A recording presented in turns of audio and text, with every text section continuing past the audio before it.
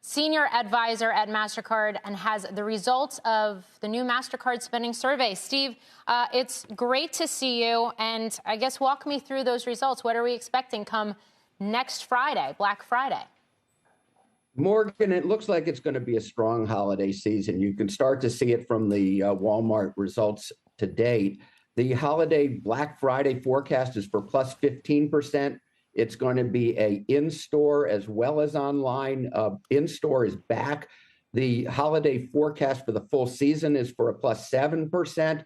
That's reflecting continued strength on the part of the consumer, but it is a little bit slower than we were seeing earlier in the summer. You saw double-digit growth. You're seeing about a 10% growth in the month of October. So we're starting to see the lower end of the market slow down, but overall, we're seeing a very healthy consumer. I would describe this, and Brian and I have talked about this a lot in the past. Right now, we're a reversion to the norm. A year ago, there was no discounting going on. There wasn't inventory. Right now, there's obviously a lot of excess inventory in the system because of the supply chain. You're starting to see it clearing out. I would expect to see a lot of doorbusters.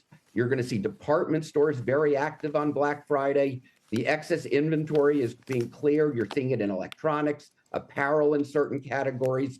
The consumer wants experiences, so the consumer remains strong. But the categories that were not performing well early in the pandemic are the ones that you're starting to see do really well in the current environment. And Steve, as you know, we have talked many times, online, offline. I've got a lovely spouse who works in the consumer products business.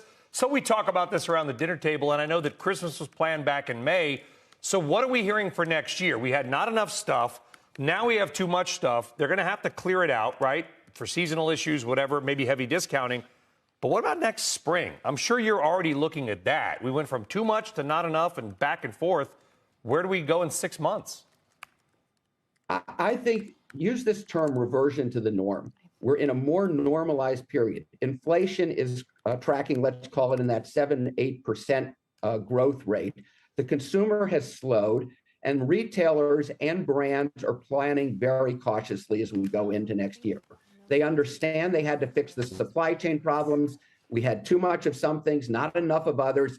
I think as we go into 23, the expectations are for a little bit slower consumer environment. Inflation is still out there. So we're seeing 7-8% growth forecast for the holiday season. You're going to continue to see inflation affecting it. But I expect to see a relatively robust number going into next year. But again, the lower end of the market is stretched. I would expect to see the higher end market stay up doing reasonably well. Well, Steve, it's a little off topic, I guess. And if you can't comment, and I understand, we're going to talk about it, I think, more with Steve Leishman in a few minutes. The New York Fed had data today that shows that household debt is at a record high in the United States. A lot of that's mortgage, but credit card debt is at $930 billion. It is up, it's up huge from just a couple of years ago. Not only is the balances higher, but as we know, those, if they're not locked in, some APR gift that you get, that means not only is your balance higher, but your interest payment is higher. That doesn't sound like good news for the middle class when it comes to spending. That people are seemingly getting tapped out on their credit. Well, I'm not going to comment on the credit balances. I think that the savings rate clearly has slowed. You had a big savings increase during the pandemic. That slowed dramatically. The lower end of the market has eaten into their savings. They're suffering, and I think that they're having a much tougher time. And you're seeing trading down going, and you heard it from Walmart that the $100,000 income consumer is trading down to Walmart. This is a period of time when you'll see the Walmarts of the world, the dollar stores, the TJXs, all of those are going to perform well. The lower end of the market, the lower end consumer, to what you're saying, Brian, is going to feel the pain relative to their savings. The higher end of the market, I think, is going to continue to hold up very well. That's always been tied much more to the stock market.